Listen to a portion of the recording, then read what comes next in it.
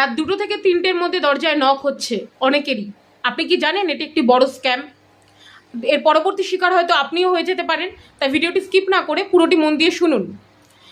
রাত্রি 2টো থেকে 3টের মধ্যে একজন মহিলা একটি বাচ্চাকে করে সাথে করে নিয়ে আসছে এবং অনেকের দরজায় নক করছে এবং চিৎকার চেঁচামেচি করছে, কান্নাকাটি করছে, সাহায্য চাইছে এবং অনেকেই আছে আবেগপ্রবণ হয়ে তাকে সাহায্য করতে বেরিয়ে যাচ্ছে এবং যেই দরজা খুলে বেরিয়ে যাচ্ছে সাথে সাথে কিছু দুষ্কৃতী আপনার ঘরে ঢুকে পড়ছে এবং সে নানা রকম অন্যায় আপনার সাথে করতে পারে, চুরি, ছিনতাই, বা আপনার এমনকি আপনার জীবনের ঝুঁকি পর্যন্ত রয়েছে, লুটপাট সমস্ত কিছু করতে পারে।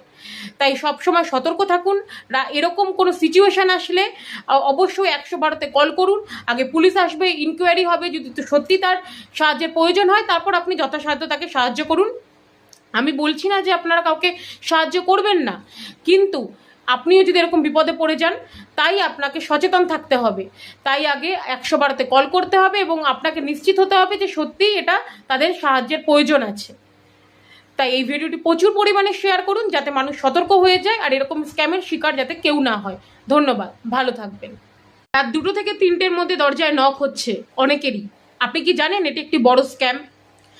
এর পরবর্তী শিকার হয়তো আপনিও হয়ে যেতে পারেন। তাই ভিডিওটি স্কিপ না করে পুরোটি মন দিয়ে শুনুন। রাত্রি 2টো থেকে 3টের মধ্যে একজন মহিলা একটি বাচ্চাকে করে সাথে করে নিয়ে আসছে এবং অনেকের দরজায় নক করছে এবং চিৎকার চেঁচামেচি করছে, কান্নাকাটি করছে, সাহায্য চাইছে এবং অনেকেই আছে আবেগপ্রবণ হয়ে তাকে সাহায্য করতে বেরিয়ে যাচ্ছে এবং যেই দরজা খুলে বেরিয়ে যাচ্ছে সাথে সাথে কিছু দুষ্কৃতী আপনার ঘরে ঢুকে পড়ছে এবং সে নানা রকম অন্যায় আপনার সাথে করতে পারে, চুরি, ছিনতাই, বা আপনার এমনকি আপনার জীবনের ঝুঁকি পর্যন্ত রয়েছে, লুটপাট সমস্ত কিছু করতে পারে। তাই সবসময় সতর্ক থাকুন। এরকম কোনো সিচুয়েশান আসলে অবশ্যই 112-তে কল করুন। আগে পুলিশ আসবে, ইনকোয়ারি হবে, যদি সত্যি তার সাহায্যের প্রয়োজন হয় তারপর আপনি যথাসাধ্য তাকে সাহায্য করুন।